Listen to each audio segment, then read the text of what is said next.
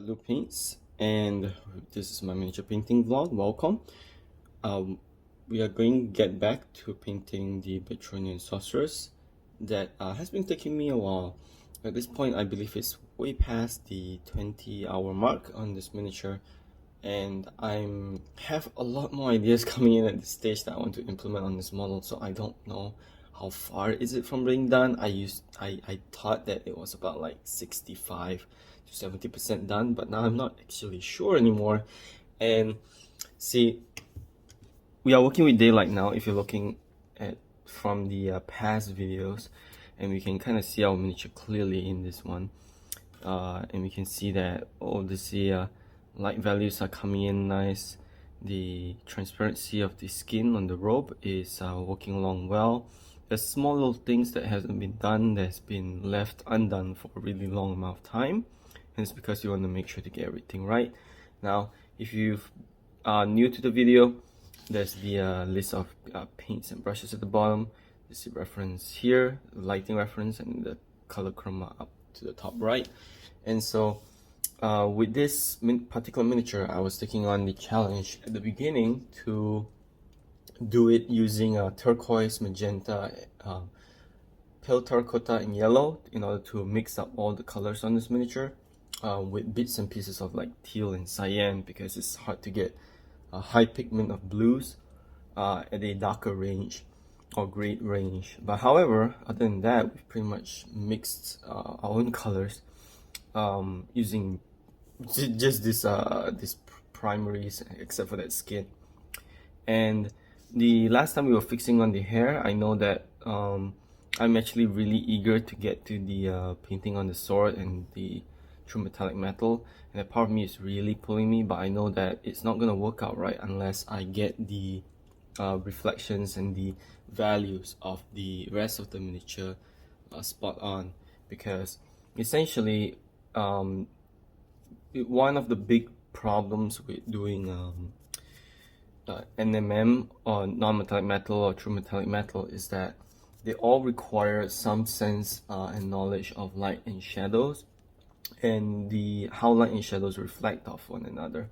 So if you've been following along, I've been playing around with the lighting in the environment, and that's because for me personally, it's been a really long time since I did true metallic metal. The last time I did was doing it on Transformers and Dust Warfare miniatures back in 2000, I believe it was 2012, and with it being more than 8 years or more, that I needed a way to prime myself so I have a much more easier way to get into determining the values, especially with this miniature having so much lighting differences going on. Like if we look at this miniature right now, like there's a desaturation of color coming from the back, right? And then it goes into this color spectrum, and it goes into this light, and then after that we can kind of see the whole model clearly, and then it goes into this range of darkness again. And this is the effect that I want to have with this miniature. It's just that this miniature, in terms of cleanliness and delivery, is not quite done yet, and a lot of ideas kept popping on the miniature as I was painting it. Like I wanted to add, now I actually want to add some kind of a pattern down here. I think I'll go with water ripples, although I'm not so solid on the idea yet. This is a sketch I did a couple days ago when the electricity in my house went off, and so I had some free time. I just wanted to cope with myself a little bit, so I just painted a sketch on this model, kind of see how it felt like, what colors, and I kind of enjoy what's going on here, except that it's way too vibrant, it's not toned down, and the colors could use a little bit more green in it to reflect off the clothing. And we need to, of course, blend that in. This is just a sketch, it's not a final, of course. What is final is, I think for the most part, the sleeve is final, the front of her robe is final, except for maybe that collar, it requires a bit of touching up. Her face is pretty well done. The lighting on her blonde hair requires a little bit more desaturation. There are small little things like this. And of course, both items that she's holding are far from done. They require quite a bit of work. And so, is this tabletop? Is this competitive level? Is this display miniature. I don't know. I don't honestly. I'm not honestly thinking about those things too much while I paint, because those kinds of judging terminologies, I'd rather place them after I feel like I'm done and I want to see how other people think about it. But for right now, I need to be as open as possible while working on this miniature. And if you kind of see where the last time we were working on the hair, because we wanted to get the hair done so we can approximate the values of the sword, and that this hair turned out a lot better than I expected. And there are tiny little things that I need to touch up on because it's not really that clean and it still feels a bit rough. However, if you were coming along from past videos, this looks a lot more better from the last time. Like the last time, it was all these satin gleaming things and it wasn't the right gradation from the brightness to the darkness, and there were just all sorts of problems. Right now, the only problem that I see, which I'm gonna fix here right now, is that there's this one fragment of hair over to the right that's just a little bit too. I gotta get used to painting with the camera in front of me again. It's just a little bit too how do we say this? Too bright. So we're just gonna take a kind of like a teal color, just kind of go over it with a glaze really softly. Just gonna add a little bit of water in there and just kind of go and tap on it real quick to kind of dampen it off. And so most of this miniature has been a real challenge for me in terms of color mixing, in terms of doing different sorts of techniques and application, because it is a metal miniature and it wasn't easy. And of course a lot to do with color theory, because I'm trying to get the right lighting on this miniature and it isn't exactly the simplest. And so, well, I know that typically the best approach that most miniature painters would prefer is that I probably need to raise the camera a little bit here so that I can kind of feel what I'm doing. See, I believe the way most people would prefer to kind of challenge themselves and develop their skills in painting, period, is to do smaller exercises on several different things.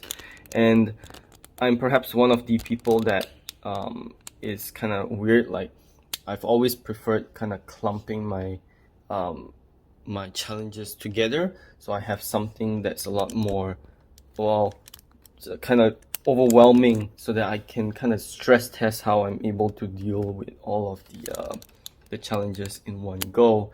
And while that may not always be the best method for execution for everybody, and I believe it's not for most people, because it does get overwhelming. And in terms of this miniature painting vlog, you can see that I've been talking for like 8 minutes now, and so far we haven't really done any painting, and this miniature painting vlog has gone for like more than 30 episodes at this point. I mean, I'm doing it candid first off, so it's real time. However, I mean, the results of gains that I get from this is tremendous, because I mean, if you guys have been looking at the miniatures I have in the past that I posted up, the jump from that to this is ridiculous. It's quite a huge gap in skill.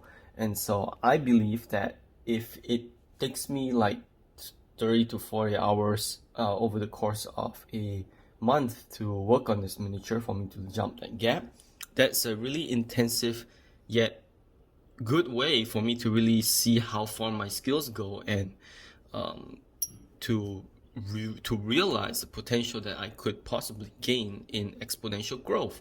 Because in terms of improvement, there are a lot of painters who kind of take it slow and they focus more on completing quantity of miniatures rather than the quality of miniatures. And so, while that's good for clearing up the pile of shame, the question is that are you even proud with the miniatures that you have, and do you really need to go out and buy more? Because to me, it's that, well, we always have the miniatures that we have in hand want to buy, and I'll probably go ahead and touch up, start really doing the base before we go to that sword.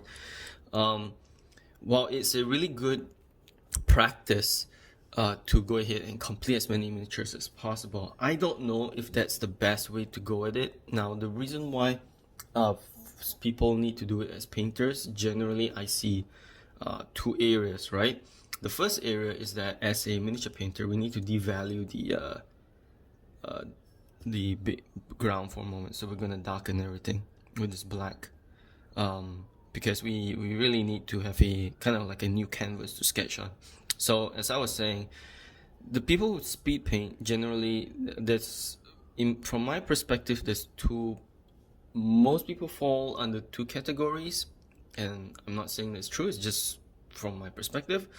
One is that you're an army painter and that you have a lot of miniatures to get painted, and you, even if you are playing it for wargaming or for immersion purposes, you rather prefer to get back to playing the game, or whether it's for Dungeons and Dragons, or for something else. Dungeons and Dragons is not so hard because essentially, even though you're playing the game, you're still using your same character, and you can come back and paint it each time, before going off and playing the game.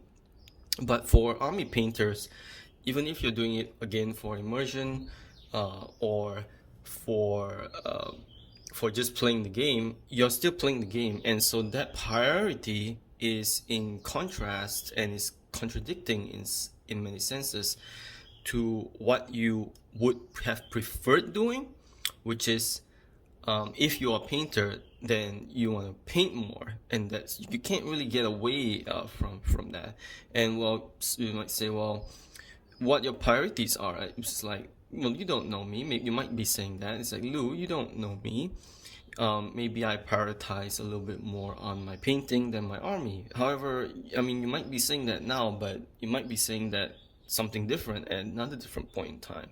And I know this from personal experience and from playing with other miniature painters, and that there are times when you feel like you want to play the game, and after you've kind of played the game enough, you feel like you want to get good at painting. And maybe this transformation or change in what you want may never occur, or it may just occur almost all the time for some people, back and forth. And that's not good, because it's indecisiveness can have problems. However, it is just as important to understand that, hey, maybe if I want to do one thing or the other, then perhaps I need to hone down. Like for me, I want to play with my miniatures. I have a Slanesh army. However, because I know that I want to bring my Slanesh army up to higher than, to have it at around display quality a miniature, it doesn't need to be competitive level, but to have challenge myself with everything OSL. Every one of my Slanesh miniatures need to have some kind of an OSL effect to it. They all need to be painted the skin tones to that OSL effect, and that's not easy.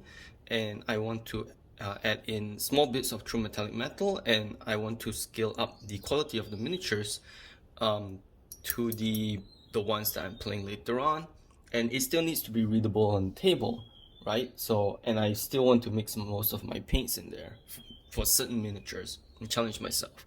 So I have all these prerequisites and requirements, and so even though I'm still a war gamer, it's not what my primary prioritization is in what I value when it comes to miniature painting. It comes secondary. It's that I want to improve myself at my miniature painting first most. And when I go to the board, even if I lose a few games, if I, even if the miniatures may have problems in translating over to the board or things like that, I'm not going to take it too personally, because I've already kind of predetermined my values and kind of sunk with it, and that's just how I feel that it's a little bit more happier and emotionally more convenient place to work at. Because if I didn't kind of prioritize the values that I had in how I wanted to do my miniature painting with my army painting, and how I want to get through my own pile of miniatures, and we call them shame, or just call them projects that I'll eventually get to, and I will get to them, because that army that I go through is going to develop my ability to paint well. And so each time I challenge myself step by step, at some point I'm just going to say, okay, I understand that I've reached the next quality. Like with this miniature, it's giving me so much challenges. And the good thing about having all those challenges, I need to put matte on now so that I can matte the base. That once I get to a certain skill level, I can return to my Slanesh miniatures, and when I return to my Slanesh miniatures, it's just going to be a lot more faster, and then I can focus on speed painting.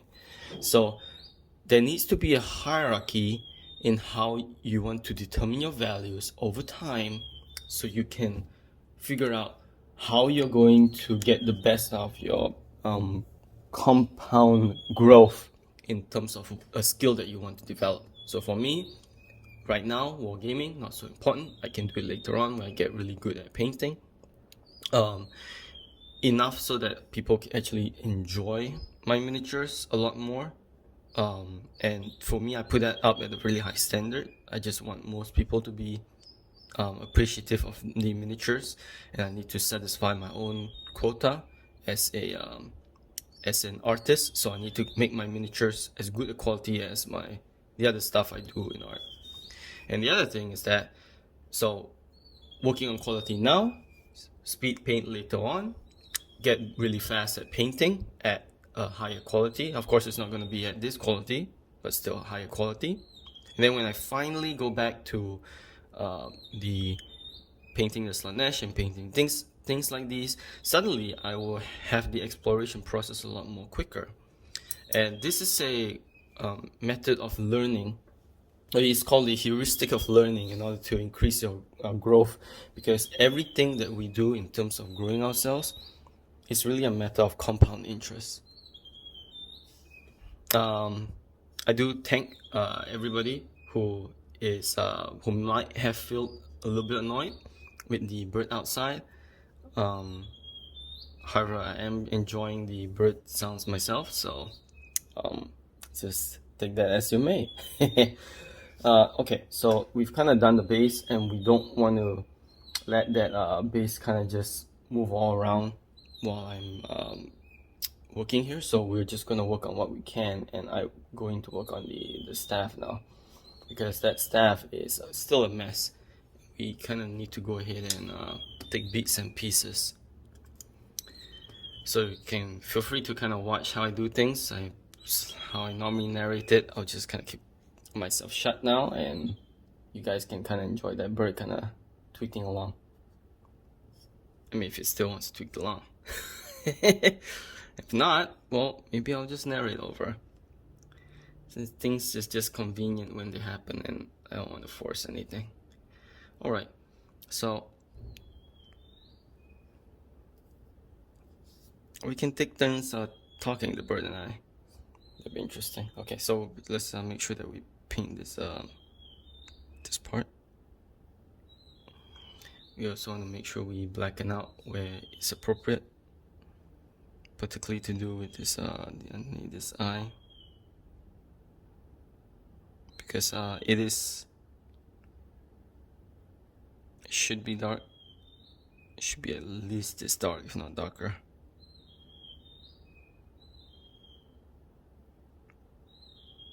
Okay, so I want to make sure that it's the right value. A little black here. This part needs to be really blackened out. It shouldn't even be noticeable. Okay. Let's make sure that zoom is a little bit more, the focus on the camera is a little bit more accurate. There we go. Just kind of going at it slowly. I do thank everybody who has had the patience to kind of watch through these videos. I know these videos are really long form, and they're really hard to go through. And really, as a vlog, these videos serve the purpose of me practicing how I'm going to iterate these things in a shorter form video. However, right now, because of these videos, which I'm really thankful for, producing, I'm getting the chance to really work on the things that I want to work on, so that in the future when we go ahead and do those videos, they will make a lot more sense, be a lot more easy to read and perceive. And then when I talk about anything to do with miniature painting, it will just be a lot more concise and simple for everybody to understand. Gonna make sure we darken these parts because it's just way too bright. And we do want to brown this part, gray and brown this part of the beak, like so.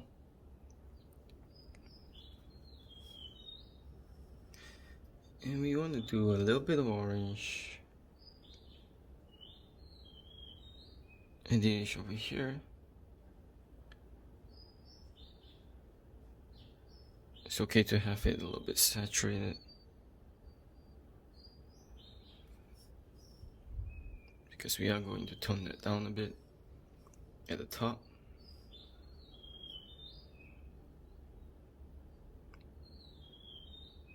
And for the next video, I'll probably focus on the base, because well, right now that layer is dry. Let's just go ahead and put on another layer. And notice how, because I'm darkening and kind of playing around with the values of that base, I'm not going all gung-ho on applying a thick layer of paint. I don't want to get rid of all of it. I do want the sketch to be underneath, but I'm just applying thin coats to kind of fade it off. Just kind of letting it be. Alright, let me see now. Sorry. It's like the focus has been a bit jumpy in the last couple episodes. And I'm again really thankful for whoever who's watching this. Let me see here. What do I want to work on with this beat? The camera is having trouble focusing on this staff. There's not enough volume for it to work with. Oops. Just need to be extra careful about that base.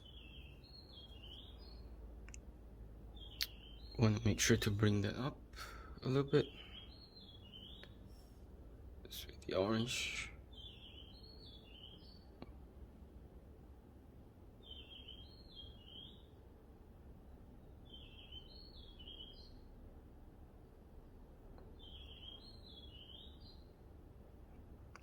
Bring the orange in like so.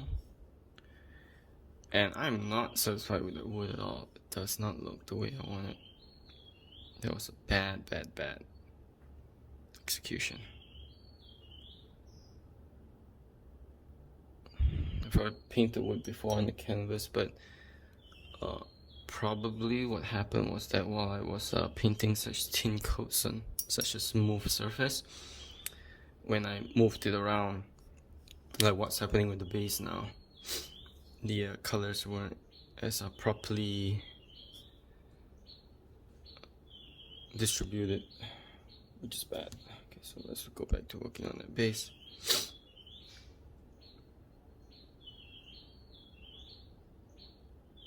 Looks like that bird found somebody to play with. That's nice of it. Let's just kind of focus on our camera again. Zoom out. Okay. And let's see what we have here. What can we work on? This needs to be a lot more light on this part of the scepter. So let's just kind of zoom that in a little bit. And I'm realizing I've been rotating between in and out of painting while looking at the camera and not, because I still can't find a suitable way to show what I want to paint clearly and keep everything intact. Not yet. It's a challenge, which is what this vlog is helping out with. Me practicing how I want to present some things while I'm painting. The short form videos probably will be cut off in specific parts to make this the processes make sense. Just want to get a bit of annotations of yellow just to bring back some of the lighting from it. And now we want to go ahead and grab a purple because it is in the gray area. Too bright. That's fine. We just kind of move it around from that yellow. Should create some interesting color blending, and then we of course go with it again with our blacks.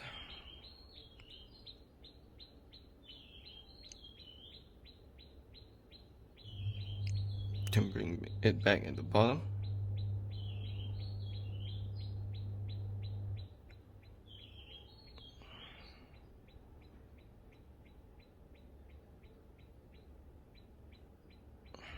The eyes will be green, but I'll work on that later on.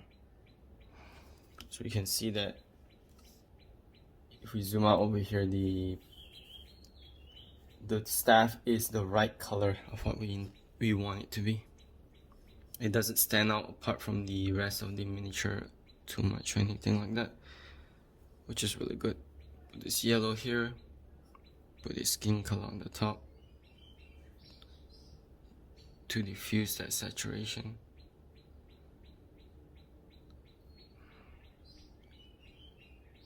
This H. Okay.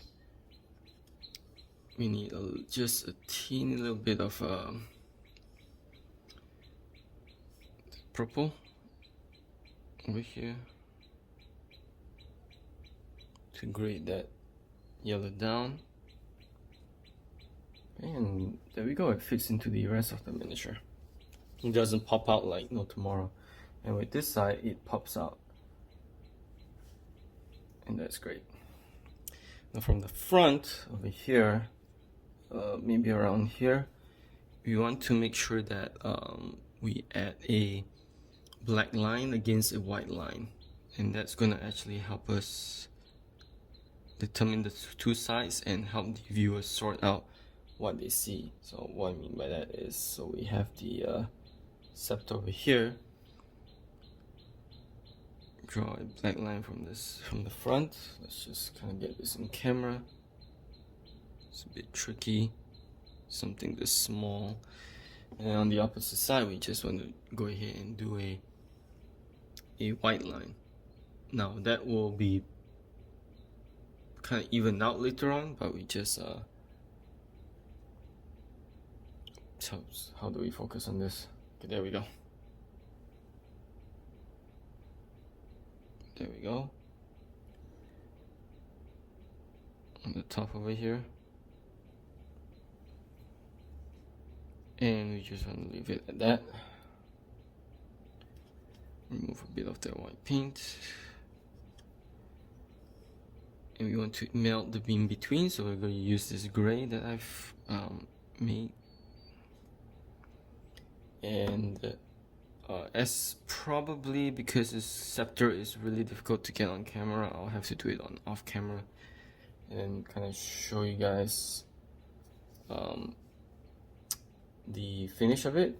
Or I could actually what I could do is I could actually kind of really put it on an object in the back, so the autofocus kind of keeps focus of it. It'll probably work. Okay, so let's just kind of zoom out for a moment and kind of take a good look at our miniature of what we've done and how can we improve on this. So right now, as it is, the base is kind of going on its own journey. We will put a green to contrast the purple, which will be the dark area, so that we can get the green to pop on the miniature itself and still have it make sense.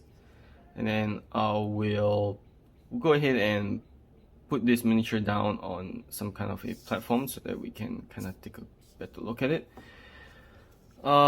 Anything else? The hair is actually in good place. I'm really happy about that, but the rest of the miniature, especially about this angle, is far from done.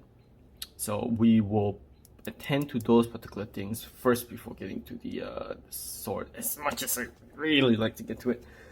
Okay guys, well,